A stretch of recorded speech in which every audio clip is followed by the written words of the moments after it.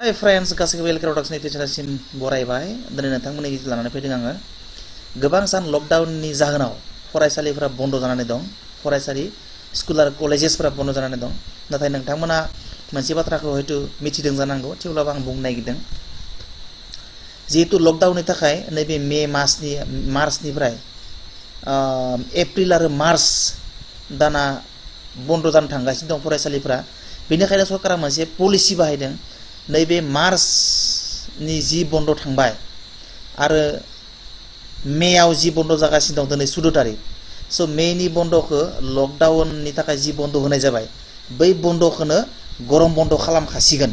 माने गरम बन्दआ ओरैनो सरासनस्रायै बेसाङाव जायोमोन जोंनिया, गरम बन्दआ जोंनिया जुलाइआव जायोमोन। नाथाय बे जुलाइखौ प्रिपन खालामबाय, माने आवगायनानै मेखौनो मेया जिहेतु कभिड-19 नि थाखाय बन्द जाखाबाय आरो बै बन्द जानायखौनो गरम बन्द हिसाबै सरकारा डिक्लेयार खालामखाबाय, जाहाथे फरायसाफोरा सोलोंथाइ लानायाव जेबो असुबिदा जाया। थ' बेनिखायनो फोरोंगिरि आरो फरायसाफोरा देग्लायनिफ्राय जुलाइआव जेबो गरम बन्द मोननाय नंलिया आरो देग्लायनिफ्रायनो मे मासावनो गरम बन्द जाग्रा जासिगोन। आरो सोलोंथाइनि जिथु बोसोर, बे सोलोंथाइनि बोसोरा मोनफ्रोमबो बोसोराव एप्रिल मार्चनिफ्राय जागायजेनसिगोन आरो एप्रिल मार्चनिफ्राय जागायजेननानै मार्चआव जोबसिगोन इयार एन्डिंआ। आगोलाव माबायदि जायोमोन जोंनिया, गोदान फराया जोंनिया जानुवारियाव जागायजेननानै नभेम्बर डिसेम्बराव जोबथा आनजादा जायोमोन। ओमफ्राय गोदान क्लास जाजेननाया जोंनिया जानुवारियाव जायोमोन। नाथाय देग्लायनिफ्राय गोदान क्लासा जोंनिया एप्रिलावसो जासिगोन आरो जोबथा क्लासा जोंनिया मार्चआवसो जासिगोन। स' नोंथांमोना हयতো मोनसे नटिफिकेसन मोनदों जानांगौ, आरो मोनाखैबा सोरबा नै आंनि भिडिअ नायजागोन। आरो नोंथांमोना आंनि भिडिअनिफ्राय नैबे भिडिअनि डिसक्रिपसन बक्सआव नैबे जिथु फारिलाइ आं नोंथांमोननो फोरमायनो नागिरदों, बे फारिलाइखौ नांगौब्ला आंनि डिसक्रिपसन बक्सआव लिंक होनाय दं, बे लिंकआव थुनानै PDF फाइल डाउनलड खालामनानै लानो हागोन। थ' नैबे गरम बन्दआव सरकारा कभिड-19 नि थाखायबो बन्द जाखाबाय आरो बै बन्दखौनो गरम बन्द हिसाबैबो सरकारा माने फोसावनानै होखाबाय। दाना बै गरमनि बन्दआव बेनिखायनो फरायसा आरो फोरोंगिरिफोरखौ ओरैनो थास्लायस्लाय फरायसाफोरनो माखासे खामानि सरकारा होदों। दा बै खामानिफोरखौनो गासैबो फरायसालिनि फोरोंगिरिफोरा फरायसाफोरनो मावनो थाखाय होनांगोन। एसाइनमेन्ट हिसाबै एबा न'नि हाबा हिसाबै फरायसाफोरनो 17 तारिखनिफ्राय बेखौ फोसावनानै होनांसिगोन। दाना फै जों नायनोसै। दाना बेनिखायनो जोङो लिरदों, बेयाव मा लिरदों, कभिड-19 नि बन्दनि समाव फरायसाफोरनि सोरजिलु सोलो जौगाहोनो, माने क्रिएटिभ स्किलखौ डेभेलप खालामनो थाखाय सप्तायारि न'नि हाबा उइकलि एसाइनमेन्ट फरायसाफोरनो होनाय जासिगोन 17 तारिखनिफ्राय। 17 तारिखनिफ्राय मोनसे फरायसाफोरनो, जिहेतु नैबे मे माहाखौ गरम बन्द हिसाबै सरकारा फोसावबाय। स' बे गरम बन्दआव जिहेतु फरायसाफोरा ओरैनो थांनाय जाबाय थादों, बेनिखायनो फरायसाफोरखौ जाहाथे इंगेज एबा फरायनाय खामानियाव मुखुब खालामनानै लाखिबाय थानो हायो, बेनि थाखाय फरायसाफोरनो माखासे खामानि फोसावदों सरकारा। दाना जों नायलांनोसै मा खामानि फोसावदों। फटाफट नायलांगोन, मानोना नैबे फाइलखौ नोंथांमोना आंनि नैबे भिडिअनि डिसक्रिपसन बक्सआव मोनसे लिंक नुगोन, बे लिंकआव थुनानै होयोब्लाबो नोंथांमोना PDF फाइल डाउनलड खालामनानै लानो हागोन। सोरबा फोरोंगिरिफोरा एबा फरायसाफोराबो डाउनलड खालामना लानो हागोन। फै जों नायलांनोसै। जों गिबियाव नायगोन क्लास 6नि फरायसाफोरनो मा न'नि खामानि होनाय जादों। फै जों नायलांनोसै। बे खामानिखौ मे मासनि 17 तारिखनि गेजेरावनो फरायसाफोरा फोरोंगिरिफोरनो साबमिट होनांगोन। थ' बिथांमोना फान्डामेन्टेल राइट्सनि सायाव रायथाइ लिरनांगोन आरो फान्डामेन्टेल राइट्सनि सायाव रायथाइ लिरनांगोन आरो बे रायथाइखौ 17 मेनि गेजेरावनो फरायसालियाव जमा होनांगोन एबा साबमिट खालामनांगोन। बिनि उनाव दोङो measures taken by government to stop spread of कभिड-19। माने गिबि मोनसेयाथ' गुबै मोनथाय फान्डामेन्टेल राइट्समोन। दानिया नैथियाव 18 तारिखनिफ्राय 24 तारिखसिम 19 तारिखआव फोरोंगिरिफ्रा फोसावना होनांगोन जे कभिड-19 नि गोसारनायखौ दबथायनो थाखाय सरकारनि राहा लामा लानाय, सरकारा मा राहा लामा लादो कभिड-19 खौ होखारनो थाखाय, बेनि सायाव रायथाइ लिरनो होनांगोन फोरोंगिरिफ्रा फरायसाफोरखौ, क्लास 6 नि फरायसाफोरखौ। आरो बे रायथाइखौ 18 तारिख 18 तारिख खालि फोसावना होनांगोन आरो 24 तारिखसिम बे रायथाइखौ लिरखांनानै फोरोंगिरिफोरनो साबमिट खालामनो थाखाय थिननांगोन। बिनि उनाव दोङो आवार कालचार एन्ड ट्रेडिसन जोंनि हारिमु आरो दोरोङारि खान्थि बेनि सायाव रायथाइ लिरनो होनांगोन आरो बै रायथाइ लिरनो होनायखौ फोरोंगिरिफोरा क्लास 6 नि फरायसाफोरनो 25 तारिख खालि फोसावनानै होनांगोन आरो 31 मे खालि बे रायथाइखौ फोरोंगिरिफोरनि आखाइ एबा फरायसालियाव जमा होनो थाखाय खावलायनांगोन। फोरबोफोरनि सायाव सावगारि आखिनाय माने बिभिन्न माने बेलेग बेलेग पेन्टिं खालामनांगोन फेस्टिभेल्सफोरनि सायाव आरो बेखौ 1 तारिखनिफ्राय 7 तारिखनि गेजेराव लिरनानै 7 तारिख खालि फोरोंगिरिफोरनो जमा होनांगोन। बिनि उनाव क्लास 6 आनो मा खालामनांगोन बाथिया जाबाय मा 8 निफ्राय 8 तारिख खालि फोरोंगिरिफोरा क्लास 6 नि फरायसाफोरनो फोसावना होनांगोन जे जायखिजाया खन्थाइ एबा सल' लिरनानै होफैनांगोन 14 जुन खालि। तो बेबायदिनो लिस्टफोरखौ फरायना होलांनि आङो।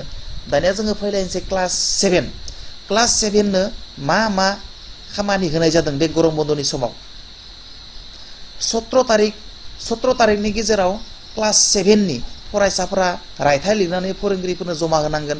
नोगोरारिफोरनि मावनां हाबा माने डिउटिस अफ सिटिजेन जों दा क्लास 7 नि बाथ्रा रायज्लायबाय थादों। स क्लास 7 नि फरायसाफोरा 18 निफ्राय 24 तारिखनि गेजेराव रायथाइ लिरनानै फोरोंगिरिफोरनो जमा होनांगोन आरो बे रायथाइनि आयदानि मुङा जाबाय रायजोनि गुबै आदार आबाद आरो रांखान्थि जौगानायाव बेनि बिहोमा माने major food crops of the state and its contribution on the economic development बे आयदानि सायाव रायथाइ लिरनानै 24 मेनि गेजेरावनो फोरोंगिरिफोरनो जमा होनांगोन क्लास 7 नि फरायसाफ्रा।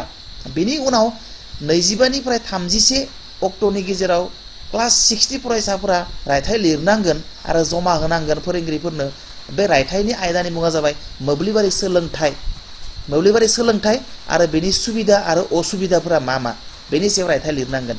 बिनि उनाव 1 निफ्राय 7 जुननि गेजेराव होनांगोन आसामनि गहेनाफोरनि सायाव सावगारि आखिनांगोन बेलेग बेलेग अलं माने सना बाना माबा माबिफोरनि सावगारि आखिनानै फोरोंगिरिनो होनांगोन 7 जुननि गेजेराव आरो खन्थाइ सल' लिरनांगोन 5 निफ्राय 14 नि गेजेराव लिरखांनानै फरायसाफोरनो फोरोंगिरिनो जमा होनांगोन। बिनि उनाव जों दा सावरायनि क्लास 8 नि फरायसाफोरा मा खामानि मावनांगोन बे गरम बन्दनि समाव एबा बे मे मासनि समाव गरम बन्दनि समाव इन्टारनेटनि बाहायनाय आरो डिजिटेल जिउ खुंनाय इन्टारनेटनि बाहायनाय आरो डिजिटेल लाइफ स्टाइल होनना बुंदों। Use of internet and digital life style बेनि सायाव रायथाइ लिरनानै 17 मेनि गेजेरावनो फरायसालियाव जमा होनांगोन क्लास 8 नि फरायसाफोरा। बिनि उनाव 18 निफ्राय 24 तारिखनि गेजेराव क्लास 8 नि फरायसाफोरा रायथाइ लिरनांगोन। बे रायथाइनि आयदानि मुङा जाबाय रायजोफोरनि थागिबि सुबुंफोरनि हाबा आरिमु आरो आखाइनि हाबाफोर बे आयदानि सायाव रायथाइ लिरनानै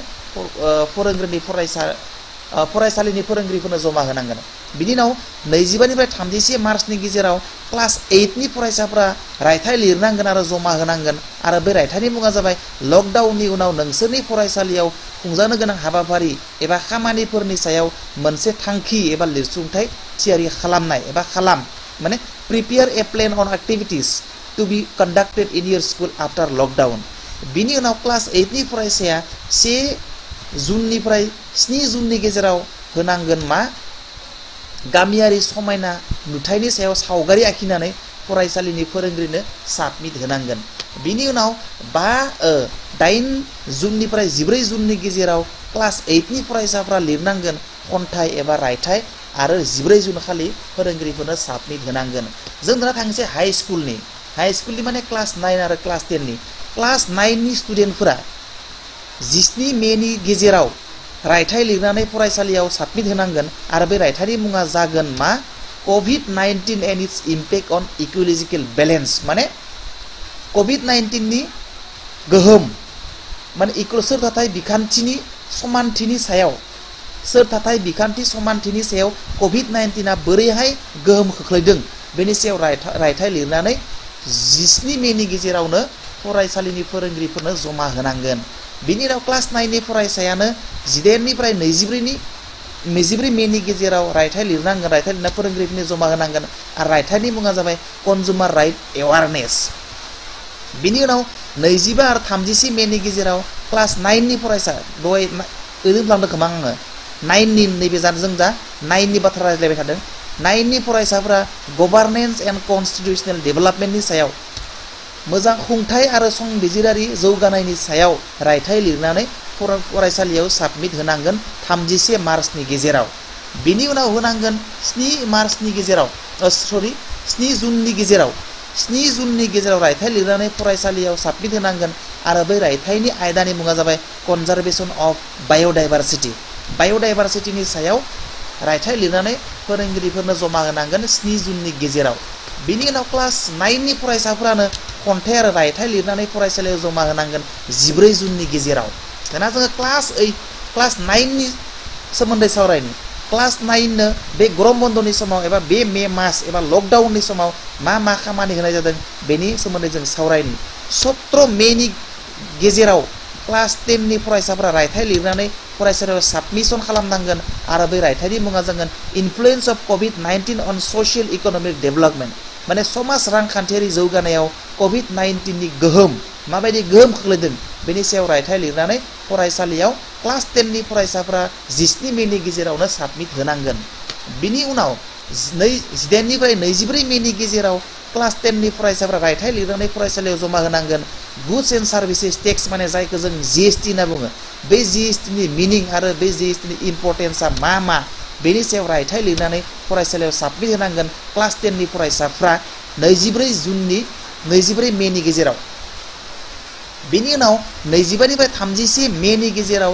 क्लास 10 नि फरायसाफ्रा रायथाइ लिरनानै फरायसालियाव जमा होनांगोन आरो बे रायथाइनि मुङा जाबाय awareness of women's rights in property marriage and in employment बेनि सायाव रायथाइ लिरनानै फोरोंगिरिफोरनो जमा होनांगोन फरायसालियाव बेनि उनाव क्लास 10 नि फरायसाफ्रानो 1 निफ्राय 7 जुननि गेजेराव रायथाइ लिरनानै फरायसालियाव साबमिट होनांगोन आरो बे रायथाइनि मुङा जाबाय साइबार क्राइम्स माने हयथ' नोंथांमोना मिथिखागौ दाना क्लास 10 नि फरायसाफ्रानो 5 जुननिफ्राय 14 जुननि गेजेराव सल' एबा खन्थाइ लिरनानै साबमिट होनांगोन आरो बेखिनियानो फरायसाफ्रा बे मे लकडाउननि बन्दनि समाव एबा जाय लकडाउननि बन्दखौनो गरम बन्द हिसाबै सरकारा फोसावबाय बे गरम बन्दनि समाव गासैबो फरायसाफ्रा बे आयदाफोरनि सायाव रायथाइ लिरनानै फरायसालियाव होनाय अक्ट' बायदि साबमिट खालामनांगोन स' नोंथांमोना हयथ' बुजि मोनबाय आरो सोरबा फोरोंगिरि एबा फरायसाफ्रा नैबे लिस्टखौ जुदि मोननो लुगैयोब्ला बे लिस्टखौ नोंथांमोना आंनि नैबे भिडिअनि डिसक्रिपशन बक्सआव मोनसे लिंक होनाय दं बे लिंकआव थांनानै थुना होनानै नोंथाङा PDF डाउनलड खालामनानै लानो हागोन आरो नङाबा नैखौबो नोंथाङा स्क्रिनशट खालामना लानो हागोन आङो फिसा खालामनानै होदों नैया नोंथाङा बेखौ स्क्रिनशट खालामनानै लानो हागोन आरो स्क्रिनशट खालामनानै नोंथाङा मा अक्ट'खालि मा रायथाइ लिरनो होदों मा खामानि मावनो होदों बेखौ नोंथाङा इजिलिनो नायै खामानिखौ मावनो हागोन स' नोंथाङा जियानो जा स्क्रिनशटआ मोजां जायाबो जानो हानाय नैबे भिडिअनि डिसक्रिपशन बक्सआव मोनसे लिंक दं बे लिंकआव थुना होब्ला नोंथाङा PDF मोनगोन आरो बे PDFखौ डाउनलड खालामनानै ला आरो माब्ला मा खामानि मावनो होदों मा लिरनो होदों मा आखिनो होदों नोंथाङा बेबायदि आखिनानै फोरोंगिरिफोरनो साबमिट होबानो जाबाय एबा फोरोंगिरिफ्रा फरायसाफोरनो बे लिस्ट बायदियै खामानिखौ राननानै होयोब्लानो जाबाय अके थेंक्स इयुननि भिडिअ लोगो मोननाय मिजिं दिनै बेखिनियावनो दोनथ'बाय गोजोन्थों bye bye see you next in the next video